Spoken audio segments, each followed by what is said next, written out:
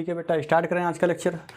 कल के लेक्चर में हम लोगों ने बात किया था कन्वर्स ऑफ थेल्स थ्योरम, और थेल्स थ्योरम के कुछ रिजल्ट्स लिखे थे, है ना। थेल्स थ्योरम के यूज़ से 2-3 रिजल्ट और निकाले थे। तो कल का जो बातचीत था वो ये था, एक बार देख लें रिकैप में। ये एक ट्राइंगल है ABC, ठीक है भाई, और ये एक लाइन है, मान लीजिए DE एक लाइन सेगमेंट है जो कि BC के पैरेलल है।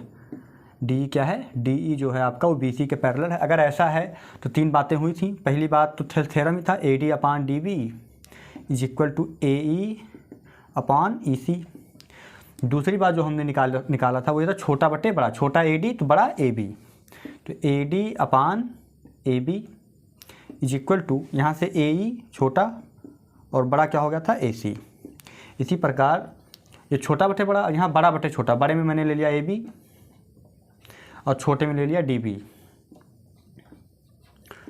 यहाँ पे हमने ले लिया बड़े में AC और छोटे में EC।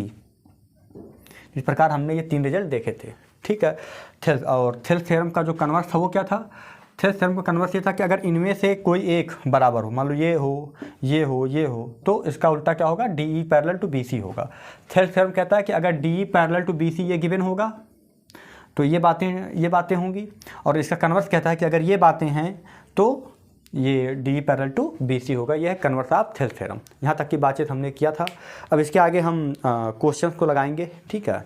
चलिए तो इसको एक बार देख लीजिए आप, फिर मैं क्वेश्चंस लिख रहा हूँ, ठीक है। तो ये आपके सामने एक क्वेश्चन हमने लिखा हुआ है, एग्जाम्पल नंबर 1 है, ठीक है भाई। इसे हम लगाएंगे। लगाने से पहले, क्वेश्चन लगाने से पहले मेरे 2 से 3 बातें हैं वो आप सुन लें।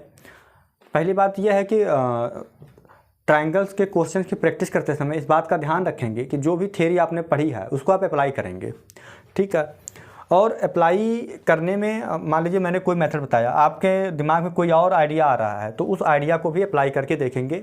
आंसर आए ना आए, वहाँ तक पहुँचे ना पहुँचे वो अलग बात है, बट एक बार अप्लाई ज़रूर करेंगे। जो भी आपके दिमाग में आइडिया आए इससे रिलेटेड उसको एक बार अप्लाई करें। जो भी थ्योरी पढ़ा है उस थ्योरी से रिलेटेड जो आइडिया आता है उस आइडिया को आप लगाएं, देखें आंसर आ रहा है कि नहीं, ठीक है भाई। तो ये प्रैक्टिस के ऊपर होगा आपका, ठीक है। बाकी यहाँ पे मैं जो भी थ्योरी हो सकता है, थ्योरी से रिलेटेड मैं क्वेश्चन लगाऊंगा, और जितने भी टाइप्स के क्वेश्चन इसको सॉल्व करने का जो तरीका होगा उस पर हम बातचीत करेंगे। तो हम अभी कम से कम क्वेश्चन पे डिस्कशन करेंगे, लेकिन जितने भी क्वेश्चन पे डिस्कशन करेंगे उस पर हम जितना सोच सकते हैं, ठीक है, जिस टाइप से सोच सकते हैं उन सभी थिंकिंग पे बात करेंगे, ठीक है। तो केवल क्वेश्चन नहीं सॉल्व करना है हमें, इस क्वेश्चन के जरिए हम क्या क्या सोच सकते हैं उसको डेवलप करना है। तो 2 से 3 क्वेश्चन में जब हम ये सीख जाएंगे तो उसके आगे क्वेश्चन किसी भी मेथड से लगाएं कोई दिक्कत नहीं होगा। तो सबसे पहले हमें सीखना होगा कि हमने जो थ्योरी पढ़ी है वो कैसे कैसे किसी क्वेश्चन में अप्लाई हो सकता है, ठीक है भाई। तो जो अपना टारगेट होगा ये थिंकिंग डेवलप करने के लिए होगा इस क्वेश्चन की हेल्प से। तो आइए देखते हैं क्वेश्चन क्या है। क्वेश्चन है आपके सामने कि इन द गिवन फिगर, एक फिगर दिया हुआ बेटा जिसमें MN पैरेलल टू AB है। जो ये MN है वो आपका AB के पैरेलल है, ठीक है भाई। तो ये MN हो गया, ये AB के पैरेलल है। उसके बाद कह रहा है कि जो BC है वो 7.5 सेंटीमीटर है। ये B से C की जो लंबाई है, ये पूरी लंबाई ये है आपका, ये पूरी लंबाई आपकी है 7.5 सेंटीमीटर, क्लियर है। उसके बाद हम देख पा रहे हैं कि जो AM है वो 4 सेंटीमीटर का है, और जो MC है वहाँ पे लिखा है and MC is equal to 2 centimetre, और ये पूरा है M से लेके C तक 2 सेंटीमीटर। तो कह रहा find the length of BN, find the length of BN। तो हमें BN निकालना है। तो सॉल्यूशन देखें, सॉल्यूशन के पहले आप देखें कैसे सोचेंगे क्वेश्चन को। देखें क्या निकालना है, BN। तो BN को आप मार्क कर लें, ये BN यहाँ पे लिखा है, ठीक है। अब इसमें BN के साथ और कौन सा रेशियो दिया है? तो BN के साथ BC दिया है, BN के साथ BC है। तो दिया क्या है? जो बड़ा पोर्शन है वो दिया है और छोटे पोर्शन BN को पूछ रहा है। तो कहीं ना कहीं बड़ा बटे छोटा वाला रेशियो लगा के निकाल सकते हैं। एक तरीका यह हो सकता है, बोलो भी, एक तरीका यह हो सकता है कि बड़ा बटे छोटा लगा के निकाल लें, ठीक है भाई। और यहाँ भी बड़ा बटे छोटा लगा लेंगे। अगर यहाँ बड़ा बटे छोटा लगाएंगे तो यहाँ भी बड़ा बटे छोटा लगाएंगे, तो इससे हमारा BN आ जाएगा। भाई बड़ा पार्ट BC गिवन है, छोटा पार्ट BN निकालना है, तो बड़ा पार्ट अपान छोटा पार्ट, ठीक है।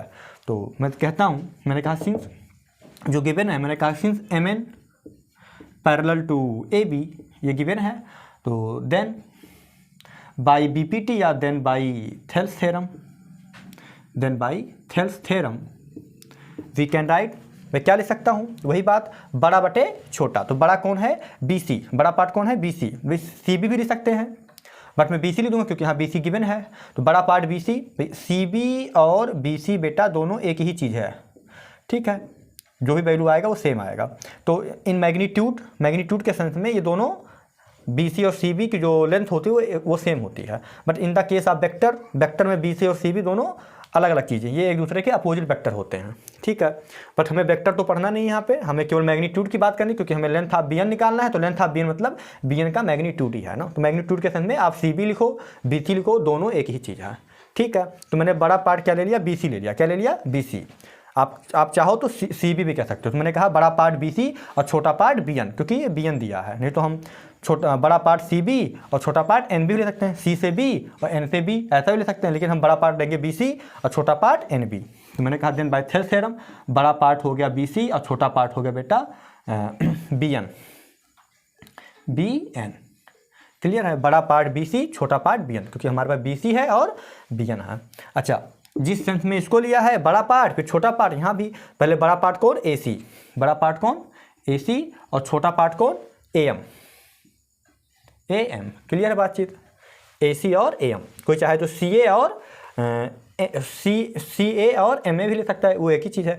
MA या AM एक ही बात है, AC और CA एक ही बात है। तो मैंने ऐसे सेंस में लिया है जिस सेंस में ये दिया था, BC दिया था तो मैंने बड़ा पार्ट BC लिया, और छोटा पार्ट BN निकालना था, छोटे पार्ट को मैंने BN लिया। क्लियर बातचीत, ओके। तो BC कितना है, BC आपका 7.5 है, तो मैंने यहाँ लिखा BC की वैल्यू 7.5, ओके। एंड BN कितना है, BN हमें नहीं पता, BN निकालना है, तो मैंने BN नहीं पता तो BN ऐसे लिख दिया, कोई दिक्कत नहीं है।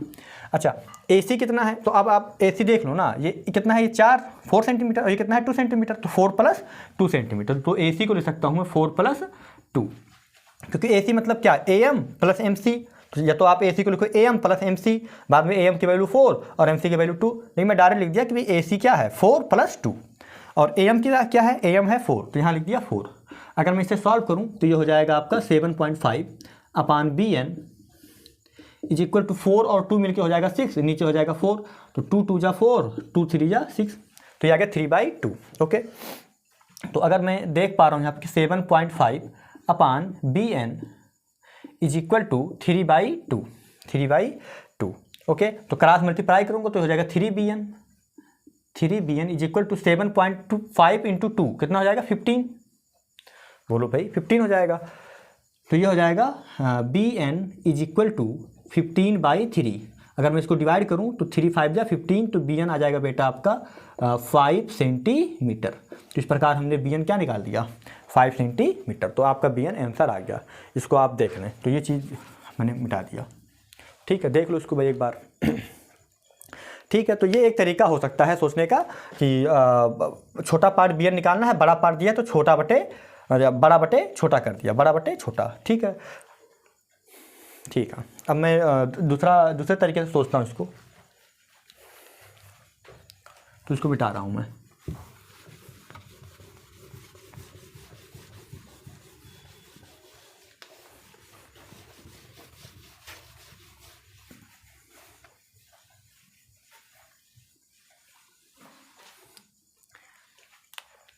इधर देखा, इसी चीज़ को दूसरे तरीके से, तो मैं यहाँ पे लिख दे रहा हूँ OR, ठीक है, OR, इसी चीज़ को दूसरे तरीके से, सब कुछ गिवन है, ठीक है। तो मैंने फिर लिखा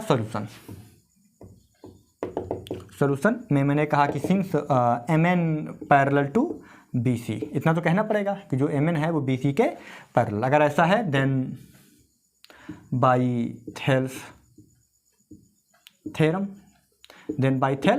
तो थेल्स थ्योरम। अब देखना भाई, कोई मैंने बड़ा बटे छोटा लगाया, कोई कहेगा कि भाई CN और NB लगा दो, भाई C से N, N से B और C से M और M से A, ठीक है, तो लगा सकता हूँ, कोई दिक्कत नहीं है। तो मैं यहाँ से क्या दूंगा, CN/NB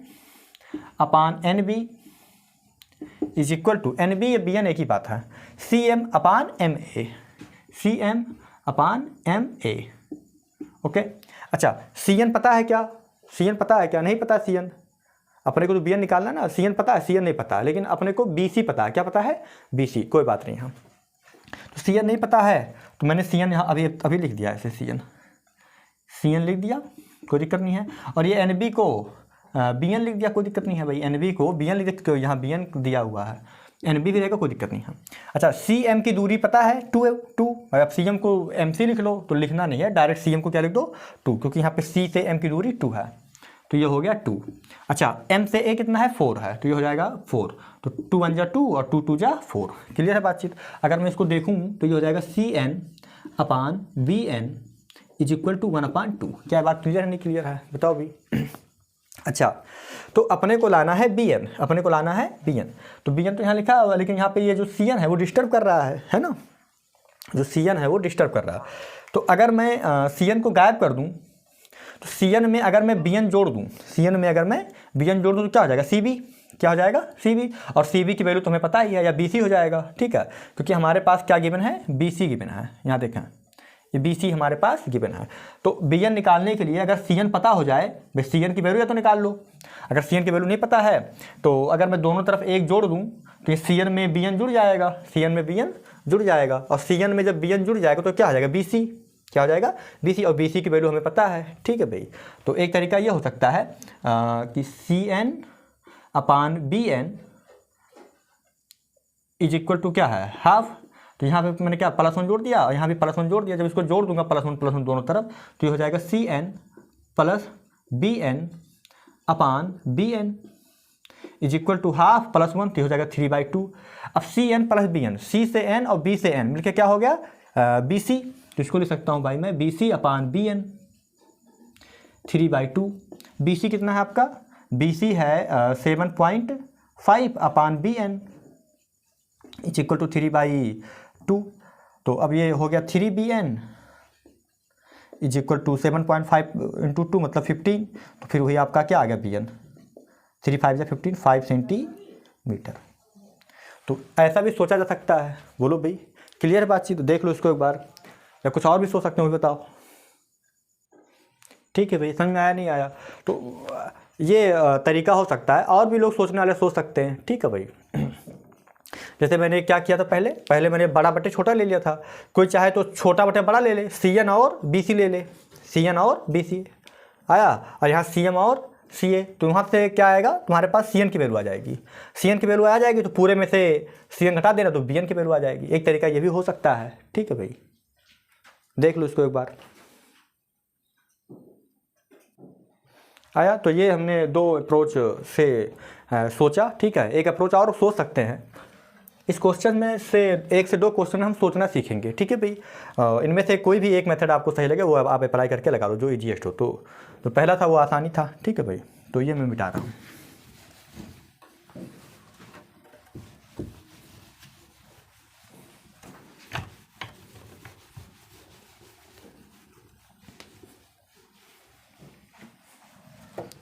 ठीक है, अब इसी चीज़ को अगर मैं किसी और तरीके से सोचूं तो हो सकता है। तो अभी तक मैंने क्या सोचा, पहले मैंने बड़ा बटे छोटा सोचा। ठीक है, फिर मैंने सी एन और एन बी का रेशियो लेकर किया, सी एम और एम के रेशियो लेकर किया, तो 2 तरीके सोच लिया। तीसरा क्या हो सकता था भाई, एक बड़ा बटे छोटा था और एक छोटा बटे बड़ा है, तो छोटे में मैंने ले लिया सी एन और बड़े में ले लिया बी सी।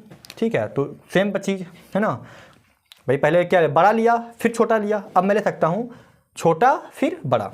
ठीक है, तो छोटे में मैंने ले लिया सी एन, छोटे में ले लिया सी एन और बड़े में ले लिया बी सी या C B is equal to छोटा सी एन, पहले क्या था बड़ा फिर छोटा था, अभी क्या है छोटा फिर बड़ा। तो जो छोटा फिर बड़ा लिया, यहाँ भी छोटा फिर बड़ा ले लूँगा, तो यहाँ तो हो जाएगा सी एम और फिर हो जाएगा सी एम अपान सी ए। ओके, तो ठीक है, सी एन क्या है नहीं पता, सी एन रहने दो। बहुत सारे लोग सी एन को एक्स मान लेते हैं, मैं नहीं मानता ना, कोई मतलब ज़रूरत नहीं है मानने का। सी बी क्या है, सी बी क्या है 7.5, सी बी कह लो या बी सी कह लो एक ही बात है, तो सी बी हो गया 7.5। ओके, सी से एम कितना है 2, और सी से ए कितना है, सी से ए तो 2 + 4 मतलब 2 + 4 है, देख लो सी एम 2 और सी से ए, सी से मतलब क्या ये 2 और फिर ये +4, तो ये हो जाएगा C N upon 7.5 is equal to 2/6, तो 2 3 जा 6, तो ये आ जाएगा आपका C N upon 7.5 is equal to 1/3, तो ये हो जाएगा 3 C N is equal to 7.5, तो सी एन हो जाएगा 7.5 में जब हम 3 से डिवाइड करेंगे कितना आएगा, 3 2 जा 6 पॉइंट, 3 2 जा 6 बचा 1, 3 5 जा 50, 2.5 आएगा ना। देख लो एक बार, कुछ गलत हो तो बता दो। ठीक है ना बेटा, ठीक है। ठीक है, तो यहाँ से सी एन कितना आ गया आपका सी एन आ गया 2.5 सेंटीमीटर। C N 2.5 centimetre. अपने को चाहिए क्या, बी एन। मैंने कहा सिंस बी एन क्या है, बी एन कैसे निकलेगा, पूरे में से, पूरे बी सी में से क्या घटा दें, पूरे बी सी, भाई पूरे बी सी में से अगर मैं एन सी घटा दूँ या सी एन घटा दूँ, सी एन घटा दूँ, पूरे बी सी में से, पूरे बी सी में से अगर मैं इतना टुकड़ा घटा दूँगा तो क्या बचेगा, बी एन। तो पूरा बी सी कितना है 7.5, और ये सी एन कितना आया अभी भी 2.5, तो ये घटाएंगे कितना आएगा 5 आएगा, कितना आएगा 5। तो बी एन कितना आ गया आपका 5 सेंटीमीटर। तो ये जो मैंने 3 बातें बताई थी, है ना, तीनों बातों से मैंने यहाँ पे अप्लाई करके दिखा दिया। ठीक है, पहली बात पे क्या दिखाया, बड़ा बटे छोटा दिखाया, दूसरी बात सी एन अपान एन बी और C M upon M A से दिखा दिया, तीसरी बात छोटा बटे बड़ा। तो जो मैंने थेल्स थ्योरम के तीनों रिजल्ट बताए थे, तो तीनों रिजल्ट से आ सकता है, बट हमेशा हमें तीनों रिजल्ट से नहीं लगाना है। ठीक है भाई, जिस रिजल्ट से आसानी से निकल जाए उसी से हम लगाएंगे। तो एक बार इसको देख लें, अब हम इसके बाद अगले क्वेश्चन पे आएंगे। ठीक है, अगले क्वेश्चन पे हम किसी एक मेथड से लगा देंगे, बाकी आपको जो मन करे वो आप अप्लाई करके लगाते रहो। ठीक है भाई, ठीक है, ओके।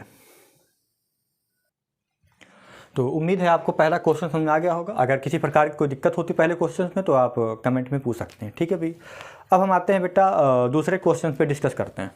दूसरा क्वेश्चन है आपके सामने एग्जाम्पल 2 के फॉर्म में। इन द गिवन फिगर, एक फिगर दिया हुआ है जिसमें आप देख पा रहे हैं कि डी बी सी के पैरेलल है। जो डी है वो बी सी के पैरेलल है। अगर ऐसा है एंड और भी क्या दिया हुआ है, A D upon D B. यहाँ पे A D upon D B का रेशियो दिया है बेटा 3/5। ठीक है भाई, उसके बाद क्या कह रहा है, if A C is equal to 4.8 centimetre. A C मतलब पूरा लेंथ, ए से सी का लेंथ कितना है 4.8 centimetre. Find the length of A, तो हमें ए ही निकालना है। बोलो भाई, क्लियर बातचीत। तो कोई बात नहीं है, मैंने यहाँ लिखा सॉल्यूशन। मेरा दिमाग क्या कर रहा है कि अच्छा, जब भी बेटा पैरेलल हो, जब भी पैरेलल हो तो इस बात की गारंटी है कि थेल्स थ्योरम लगेगा, है ना भाई। डी पैरेलल दिया हुआ है तो कहीं ना कहीं थेल्स थ्योरम का क्वेश्चन है, तो थेल्स थ्योरम में आप डरें ना, जो दिमाग में जो भी रेशियो आ रहा है वो लगाएं, और टारगेट ये रखें कि इसी को निकालना है ए। तो जो भी दिया हुआ है उसको या तो दोनों तरफ कुछ जोड़ के वो चीज़ बनाएं। ठीक है भाई, जो डेटा दिया हुआ है वही डेटा बनाया जाता है। क्लियर है, तो धीरे धीरे क्वेश्चन प्रैक्टिस करते करते लगाते लगाते आपको आइडिया आ जाएगा कि क्या करना है। ठीक है भाई, चलता हूँ मैं फिर, चलें फिर आगे। तो क्वेश्चन में क्या है, D parallel to B C. मैंने कहा कि since D E parallel to B C. ठीक है भाई, अगर D parallel to B C है देन बाई थेल्स थ्योरम, तो मैं थेल्स थ्योरम से कह सकता हूँ बेटा कि अगर A D upon D B कहते तो, क्योंकि हमको A D upon D B दिया है तो कह लो, कोई दिक्कत नहीं है। A D upon D B is equal to A E upon E C. फिर भाई अगर मैंने A D upon D B लिया है बेटा तो यहाँ ए ई अपान ई सी लेंगे, है ना भाई। जो जिस फॉर्म में इन टुकड़ों को लिया है A D upon D B, जिस आर्डर में ए डी फिर डी बी, तो ऐसे यहाँ भी ए ई फिर ई सी लेंगे। तो यहाँ हो जाएगा आपका ए ई अपान ई सी। ठीक है भाई, तो ये बात होगी। तो A D upon D B तो हमारे पास 3/5 दिया है, तो मैंने यहाँ आराम से 3/5 लिख दिया A D upon D B की जगह पे, और ये ए ई ऐसे रहने दिया, और ये हो गया ई सी। क्या बात क्लियर है, नहीं क्लियर है? ठीक है भाई। अच्छा, एक बात सोचना, अपने को क्या निकालना है, अपने को निकालना है ए ई। क्या निकालना है, ए ई। तो यहाँ पे ए ई तो दिया है, यहाँ पे ए ई तो दिया है, लेकिन ये ई सी का वैल्यू तो दिया नहीं है। ई सी की जगह पे हमको ए सी दिया है ना। हमको पता है ए सी तो पता नहीं है। अगर हमको ई सी पता होता तो मैं आराम से निकाल ले जाता। ठीक है भाई, ए की वैल्यू तो ठीक है। तो ई सी तो नहीं निकल पाएगा यहाँ से। तो एक तरीका यह हो सकता है कि अगर ए ई निकालना है, अगर मैं अब देखें, अगर ए ई और ई सी, भाई दिया क्या है ए सी, इसका मतलब हमको ए सी बनाना पड़ेगा यहाँ पे ऊपर नीचे कहीं भी। तो अब एक तरीका ये हो सकता है कि ऐसा बनाओ कि जो तुम्हारा ए ई फाइंड करना है वो डिस्टर्ब ना होने पाए और ए सी भी बन जाए, मतलब ए ई भी रहे और ए सी भी रहे। तो ये ई सी को हटना पड़ेगा, ई सी को हटना पड़ेगा। ठीक है भाई, अब ई सी को कैसे हटाएं, है ना, इसी में कैसे परिवर्तन लाएं।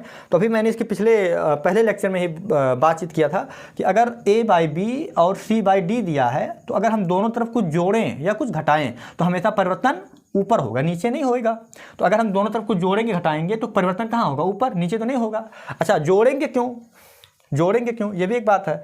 अब जोड़ेंगे इसलिए क्योंकि ए सी लाने के लिए बेटा ए ई और ई सी जब दोनों जुड़ेगा तभी ना ए सी आएगा, या ई सी में ए ई जोड़ दो तभी ए सी आ जाएगा।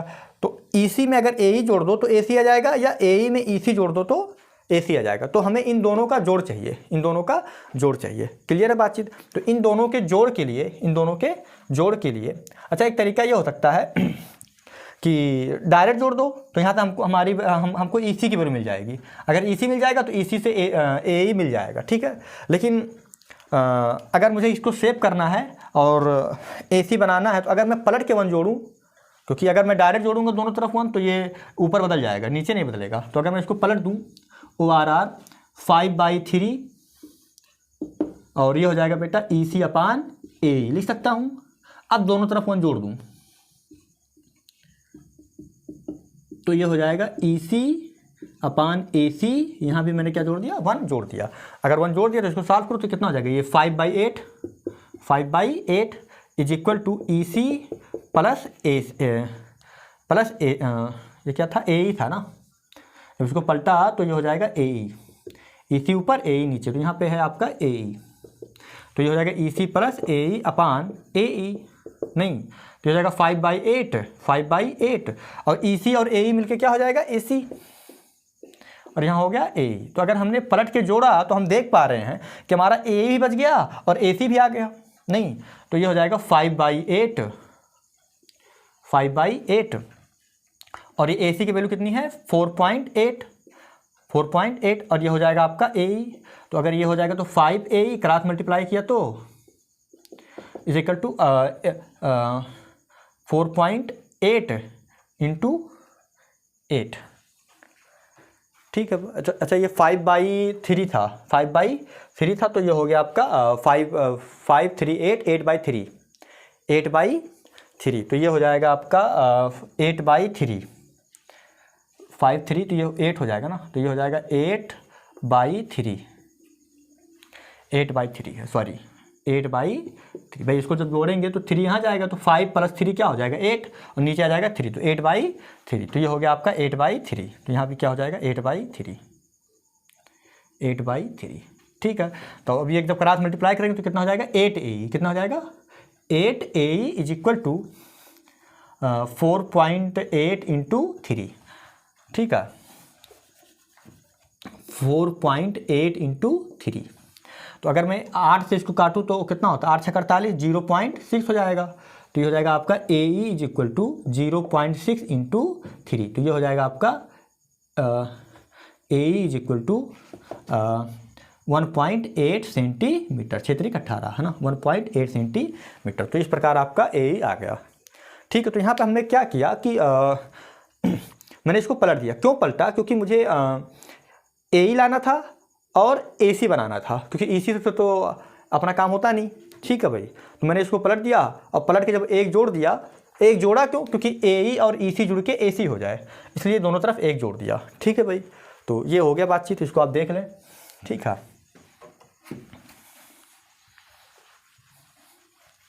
तो यहाँ तक हो गया, ठीक है। अब एक आइडिया ये आ सकता है कि भाई अगर हम बिना पलटे जोड़ दें तो क्या होगा, तो आपके पास EC की वैल्यू मिलेगी। किसकी वैल्यू मिलेगी, EC की। तो ठीक है ना, EC मिल गया, AC है ही है, तो AC को 2 पार्ट में तोड़ लेंगे, AE प्लस EC और EC की वैल्यू रख देंगे, वहाँ से हमारे पास AE आ जाएगा। तो ये भी एक अप्रोच हो सकता है, ठीक है भाई। तो मैं मिटा रहा हूँ।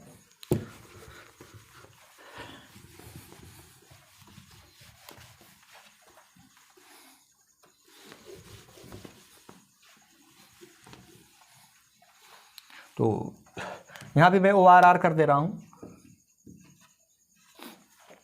अब मैं बिना इसको पलटे दोनों तरफ एक जोड़ूंगा, तो मैं 3/5 + 1 और यहाँ पे हो गया आपका AE/EC + 1, तो ये हो जाएगा आपका, ये समझ रहे हो ना, 5 3 8, 3/5 था, 3/5 था, तो हाँ ठीक है। तो ये हो गया 8/5 और यहाँ हो गया AE + EC/EC। इसके पहले में 5/3 था ना, तो नीचे 3 आ रहा था, ठीक है। तो ये हो गया आपका 8/5 और ये हो गया आपका AE EC मिलके AC/EC। तो ये हो गया 8/5 और AC मतलब 4.8 अपान EC। तो 8 से अगर मैं काटूंगा तो ये हो जाएगा 0.6, तो ये हो गया 1/5 is equal to 0.6 upon EC। तो यहाँ से क्रॉस मल्टीप्लाई करूँगा तो EC आ जाएगा 0.6 into 5 means EC is equal to 3 5 छक 30, तो 3 सेंटीमीटर आएगा ना, पॉइंट लगा यहाँ पे। ये होगी बातचीत। तो EC आ गया, अपने को तो AE चाहिए, तो मैंने कहा कि जो AE है वो कैसे निकलेगा, AC में से EC घटेगा। AE मतलब कैसे निकलेगा, पूरे में से EC घटा दो, तो पूरा है AC और में से अगर मैं EC घटा दूँ, पूरे AC में से अगर EC घटा दो तो क्या आ जाएगा AE। AC कितना है, AC है हमारे पास 4.8 और ये हो जाएगा 3, तो 4.8 में से जब 3 जाएगा तो कितना आएगा 1.8 सेंटीमीटर। तो इस प्रकार हमारा यहाँ AE आ गया। ठीक है भाई, देख लो इसको एक बार।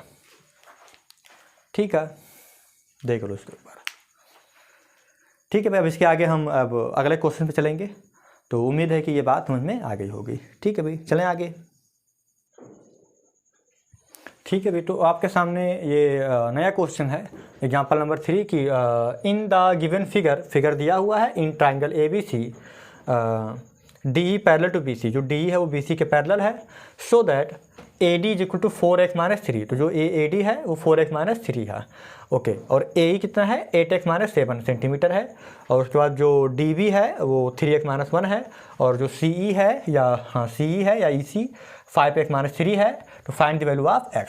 ठीक है भाई, तो हम देख पा रहे हैं कि ये टुकड़ा दिया है, ये टुकड़ा दिया है, तो थेस थ्योरम से हो जाएगा क्योंकि DE पैरेलल टू BC है। तो बहुत ही आसान सा क्वेश्चन है। इधर देखें सॉल्यूशन।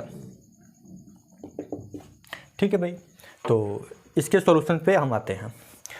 मैंने कहा कि since DE parallel to BC अगर ऐसा है देन बाई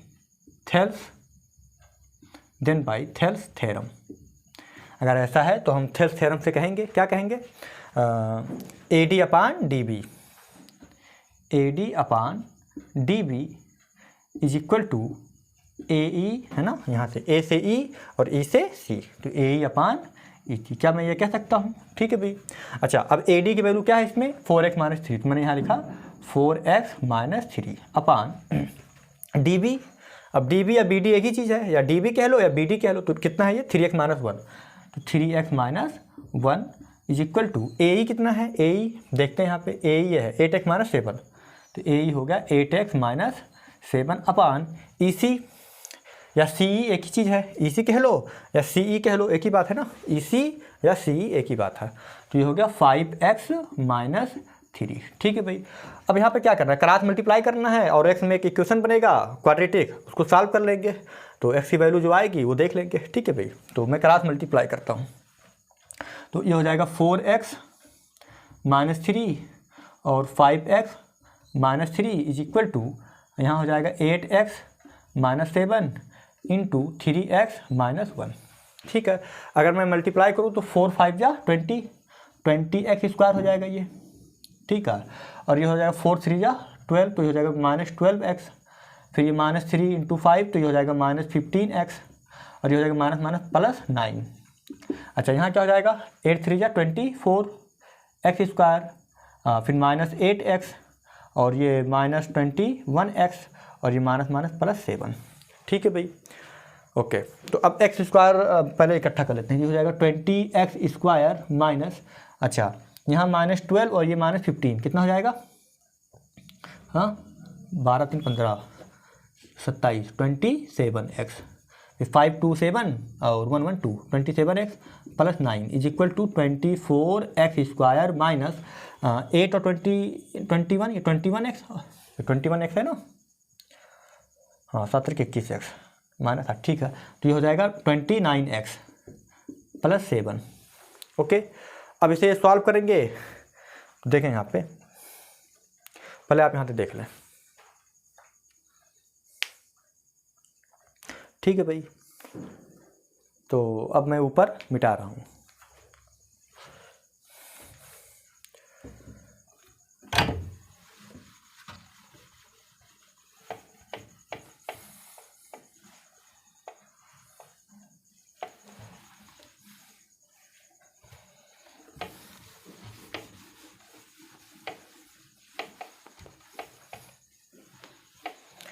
तो ये हो जाएगा आपका 20x² था।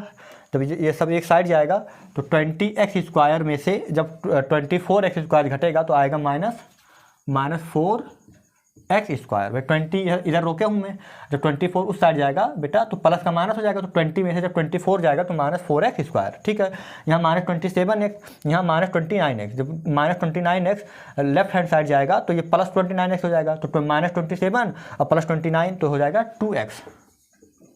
ओके, यहाँ +9 ये 7, जब 7 उस साइड जाएगा तो +7 का -7 हो जाएगा, तो 9 में से 7 जाएगा तो बचेगा +2 = 0, क्योंकि ये पूरा साइड उस साइड चला गया। अच्छा, अगर मैं देख पाऊँ तो इसमें से -2 कॉमन है, -2 सभी में कॉमन ले सकता हूँ, तो ये हो जाएगा 2x²। माइनस कॉमन लेने से फ़ायदा यह है कि माइनस का प्लस हो जाएगा, प्लस का माइनस, प्लस का माइनस, तो ये यहाँ से 2 निकल गया तो -x, और यहाँ तो हो जाएगा -1 = 0। ये -2 जब 0 के नीचे जाएगा खत्म हो जाएगा, ये 2x² - x -1 = 0। ठीक है भाई, एक बार यहाँ तक देख लो, अगर कोई प्रॉब्लम हो तो बताओ। ठीक है ना। हाँ, तो अब इसका फैक्टर करना है, फैक्टर 9th में सीखा ही है।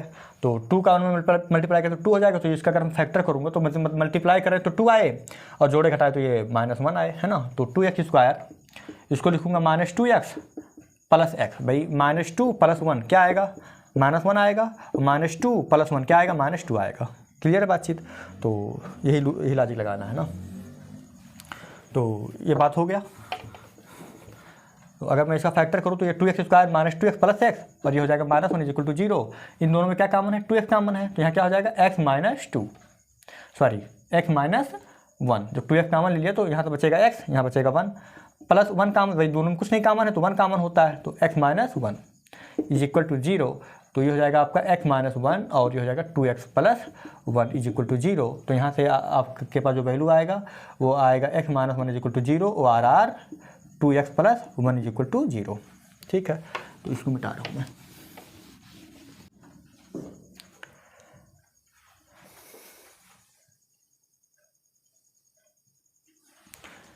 ठीक है ना। तो ये 2 फैक्टर आपके आ गए, तो यहाँ से आपका x आ जाएगा 1 और ORR यहाँ से x आ जाएगा आपका -1/2। तो अब हमको डिसाइड करना है कि x का मान 1 होगा कि -1/2 होगा या दोनों होगा, ये डिसाइड कैसे करेंगे। ठीक है भाई, तो ये डिसाइड ऐसे होगा कि x का मान एक बार आप देख लो AD, DB, AE और EC में रख के। ठीक, अगर सभी से पॉजिटिव आ रहा है तो ठीक है, अगर किसी एक से अगर नेगेटिव आ गया तो हम उसको इग्नोर कर देंगे। क्यों, क्योंकि कोई भी AD, DB या AE या EC नेगेटिव नहीं हो सकता।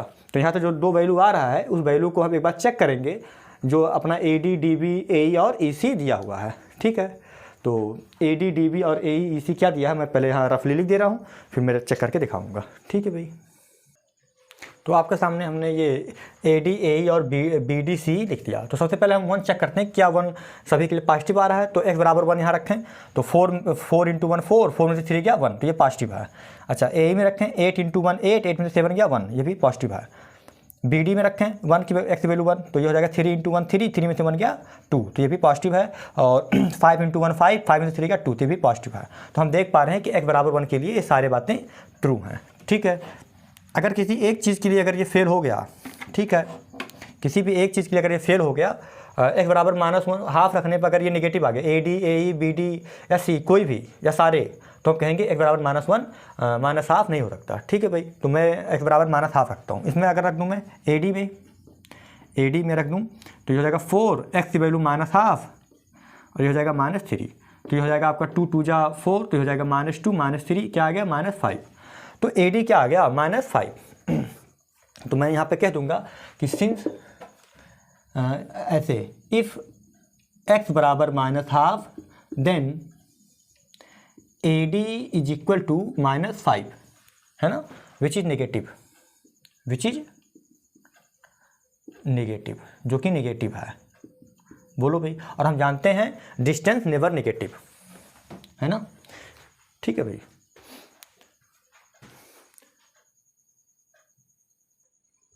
ठीक है ना। तो AD क्या आ गया नेगेटिव। तो मैंने कहा कि वी नो दैट हम जानते हैं कि we know that distance never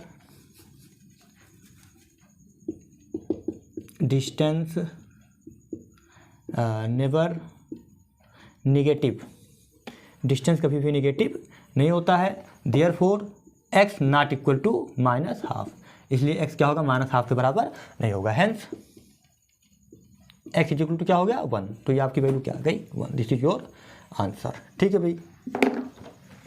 तो अभी ये तो लिखना नहीं था इसमें, तो मैंने इसे चेक करने के लिए बताया था। आपके पास डेटा ही है तो इसको देख लेंगे। तो ये मैं मिटा दे रहा हूँ। ठीक है। तो इस प्रकार हमने आज 3 क्वेश्चन लगाए हैं। ठीक है भाई। और आगे क्वेश्चन आप लोग लगाते रहें। अगर किसी प्रकार कोई डाउट हो तो बताएं। तो अब इसके आगे के क्वेश्चन की प्रैक्टिस हम है ना नेक्स्ट क्लास में करेंगे। ठीक है भाई। तो आज का लेक्चर यहीं तक। ठीक है। Okay done.